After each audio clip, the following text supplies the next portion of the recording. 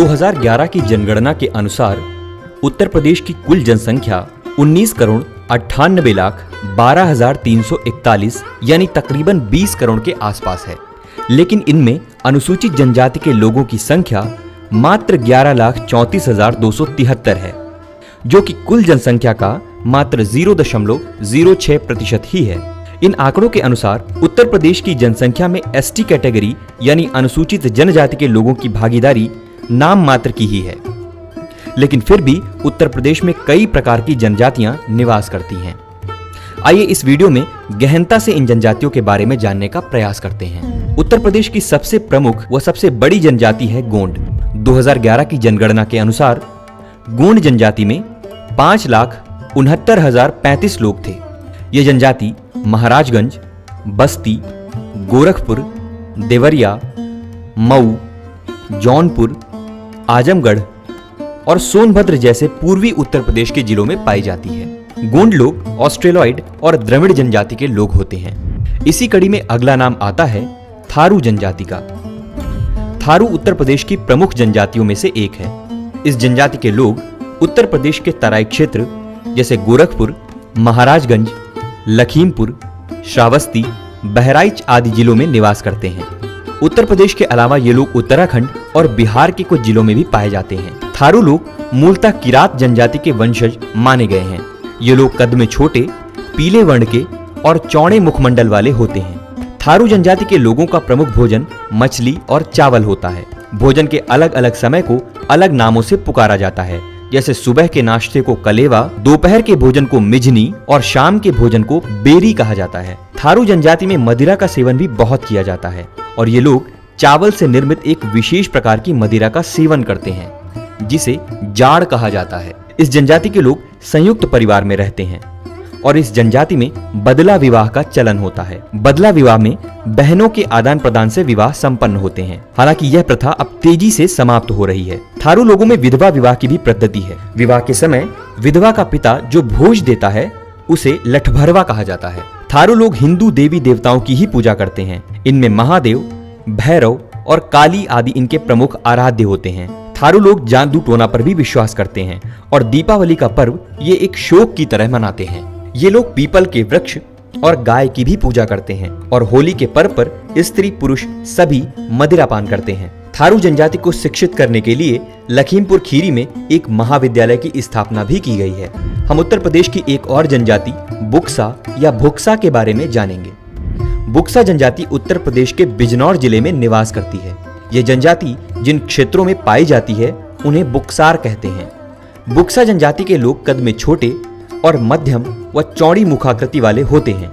इनकी नाक प्रायः चपटी होती है और दिखने में इनकी समानता मंगोलॉइड जैसी होती है। बुक्सा जनजाति के लोग क्रय विवाह पद्धति को अपनाते हैं, यानी वधू प्राप्त करने के लिए वधू का मूल्य देना होता है, जो वर पक्ष देता है, और इस राशि को माल गति कहा जाता है। इस जनजाति में विवाह एक अनुबंध होता है। बुक्सा लोगों में विधवा विवाह और बहुपत्नी विवाह प्रचलित है और रक्त संबंध में विवाह वर्जित होता है। इस जनजाति में लोग मुख्यतया कृषि पर ही आश्रित रहते हैं।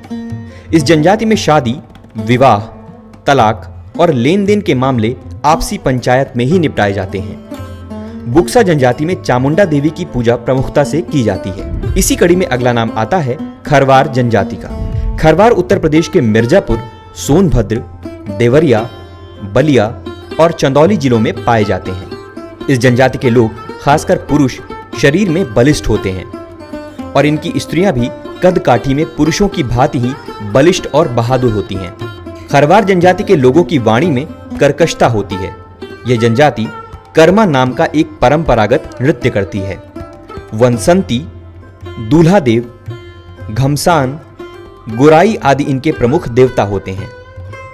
इनके अतिरिक्त यह जनजाति नाग और बिच्छुओं आदि की भी पूजा करती है। ये लोग उत्सवों के अवसर पर मदिरा पान भी करते हैं। महिगीर जनजाति उत्तर प्रदेश के बिजनौर जिले में पाई जाती है। इसके अलावा सहारनपुर, जलालाबाद, मनेरा, धारानगर आदि क्षेत्रों में भी इस जनजाति के लोगों का निवास होता है। ये जनजाति समय के कालखंड में बहुत पुरानी जनजातियों में से एक है और इसका वर्णन महाभारत में भी देखने को मिलता है। पहले महिगीर जनजाति के लोग पूर्वजों पर आश्रित धर्म एनिमिज्म आदि को मानते थे, पर बाद में ये इस्लाम धर्म के अनुयायी हो गए। इस जनजाति के लोगों का प्रमुख व्यवसाय मछली पकड़ना होता है। हालांकि ये अपने आप को मछुआरा कहना पसंद नहीं करते हैं। महिगीर समुदाय के लोग विवाह अपने ही समुदाय में करते हैं और परिवार के सभी सदस्य एक ही जगह पर बैठकर भोजन करते हैं, जिसे चौका कहा जाता है। ये लोग शराब की जगह स्प्रिट का प्रयोग करते हैं, जो इनमें अल्पकाल में मृत्यु हो जाने का सबसे बड़ा कारण बनती है। इस जनजाति में पंचायतों का प्रचलन है, यानी आपसी विवाद अथवा विवाह और तलाक से संबंधित मुद्दे पंचायतों की मदद से सुलझाए जाते हैं। इसमें बादशाह और वजीर जैसे महत्वपूर्ण पद निर्णायक भूमिका अदा करते हैं और ये पद भी वंशानुगत होते हैं, ना कि चुने हुए। हालांकि इस जनजाति के समक्ष रोजगार पेशा अब एक बड़ी समस्या बन चुका है, क्योंकि ये लोग परंपरागत रूप से मछुआरे थे, लेकिन तालाबों में संख्या में निरंतर कमी और अतिक्रमण के कारण इनका पेशा अब समाप्त होने की कगार पर है। आर्थिक स्थिति खराब होने के कारण ये लोग अब शहर की तरफ कूच करने को मजबूर हैं, जहां ये मलिन बस्तियों में झुग्गी झोपड़ी रखकर एक निकृष्ट जीवन जीने को विवश हैं। अब इनके पास अपना पेट भरने के लिए मजबूरी करना, रिक्शा खींचना और कबाड़ कचरा बीनना ही इनका रोजगार बचा है। अशिक्षा और जागरूकता का घोर अभाव होने के कारण ये लोग किसी अन्य काम को करने के लिए दक्ष नहीं बचे हैं। हमारे आज के वीडियो में बस इतना ही। मिलते हैं अगले वीडियो में एक नए टॉपिक के साथ।